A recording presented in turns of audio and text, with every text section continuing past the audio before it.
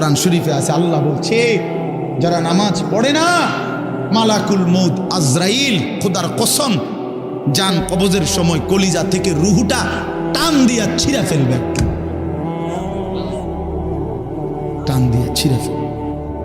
কাল্লা ইযা বালাগাতিত তারাকি, কণ্ঠনালীর কাছে চলে আসবে, তখন রুহুটা কণ্ঠনালীর থেকে আর বের হতে চাইবে না। গলায় যেমন আটকাইয়া যায়, আটকাইয়া যাবে রুহু বেঈমানের, নাফরমানের।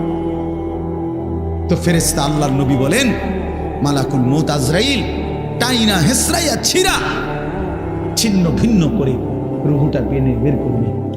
কেন এমন করলো? এমন নির্মম মৃত্যু হলো কেন?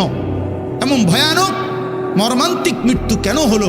কোরআন শরীফ আল্লাহ সরাসরি বলছে ফালা সাদ্দাকা ওয়ালা সাল্লা, কারণ হলো সে আমি আল্লাহকে বিশ্বাস করে নাই, ওয়ালা সাল্লা, এবং কি করে নাই, এবং কি করে নাই, সরাসরি আল্লাহ বলছে তোর কলজা ছিড়ালাম, একদম টাইনা ছিঁড়া ফেলবো তোর বেটা।